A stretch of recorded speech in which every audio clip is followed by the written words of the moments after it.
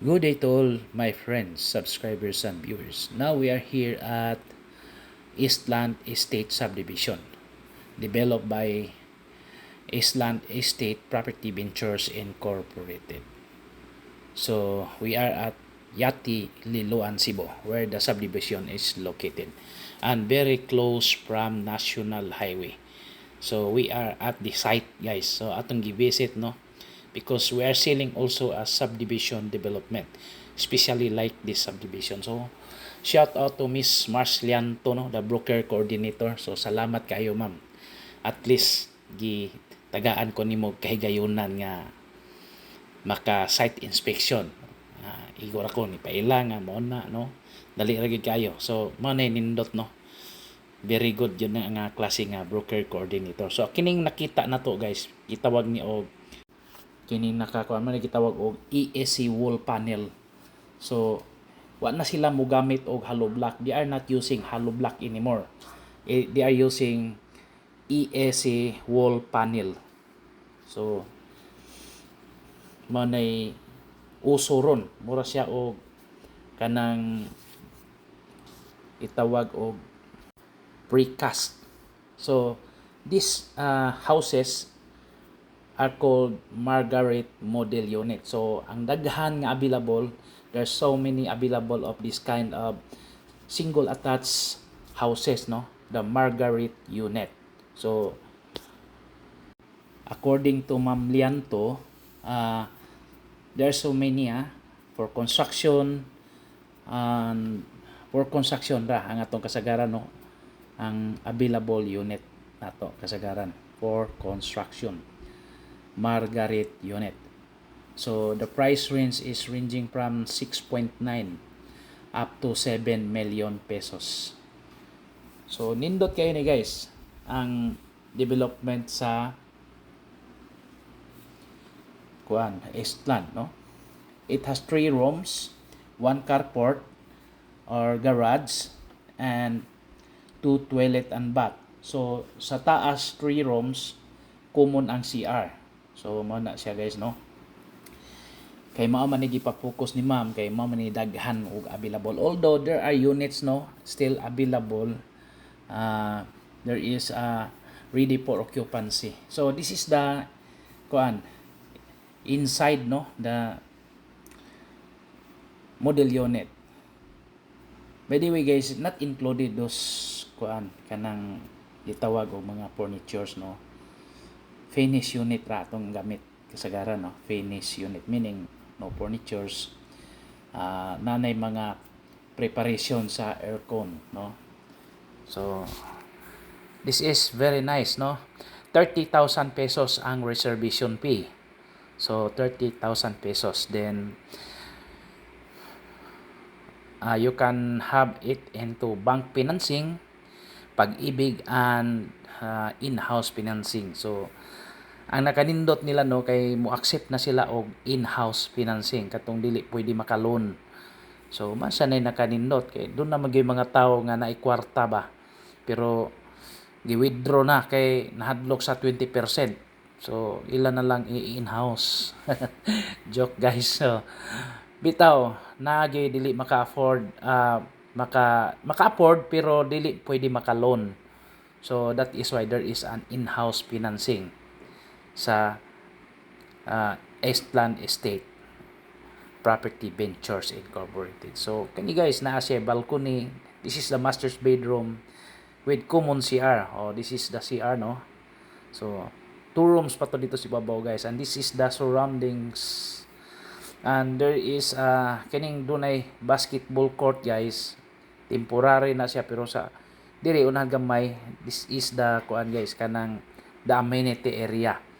Although there is already amenities, no, on the other side na sa subdivision, kay marag part 3 naman nila nga development.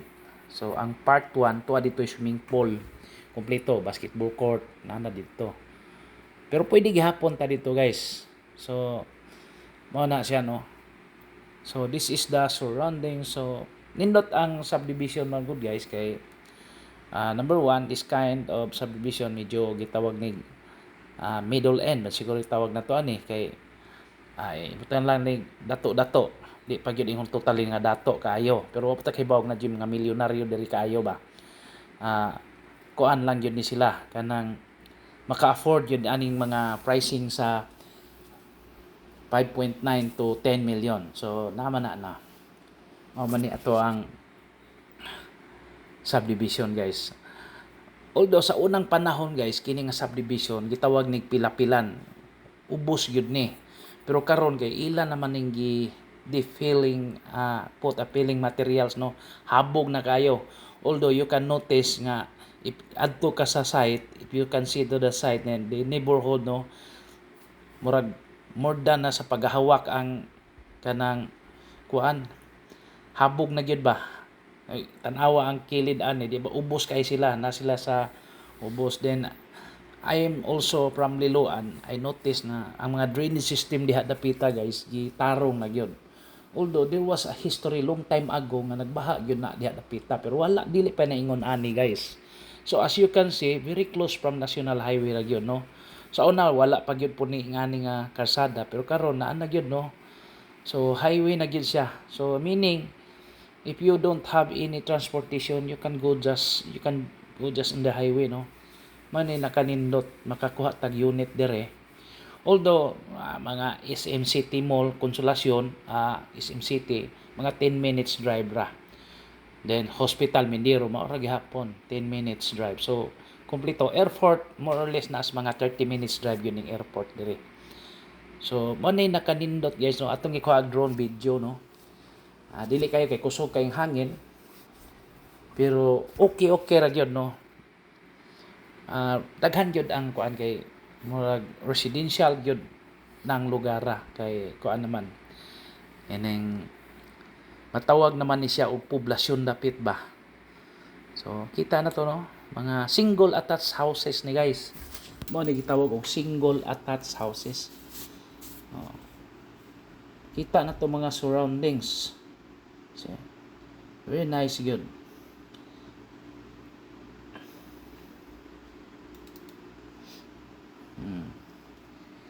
So again, ang usual ani guys, Pag-ibig, bank and in-house financing. Then 30,000 reservation fee. Mao ni nakanindot guys kay duol ra gyud siya if you are working or having a check-up in hospital. This is one of the best no location. Wala na sila gidungog nga mga gibha-baha diri kay I know for my own kuan kanang knowledge nga gitarong gyud ang drainage system na diha. Maayo na gyud kaayo.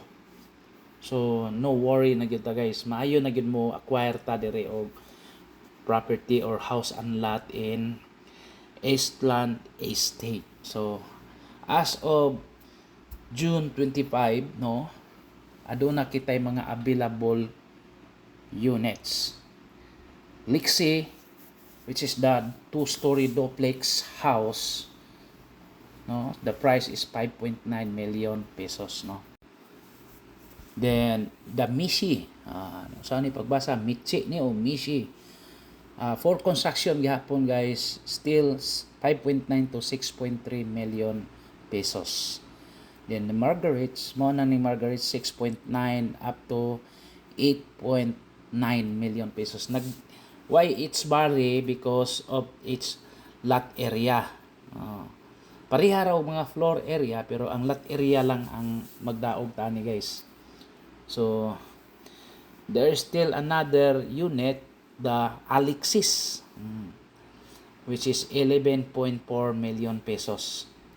So kini guys is part of the office man ni dapita guys pero according to my information it will be converted into condominium soon. Dugay pa pero may tabo man gyud na kay I seen that almost only very few na lang gyud ang nabilin pod guys no sa mga units. So mao gini sila kahuman sa subdivision, combine gyud na ang kasagaran na gyud na ang condominium, vertical development. So mo ni ang surroundings guys, no.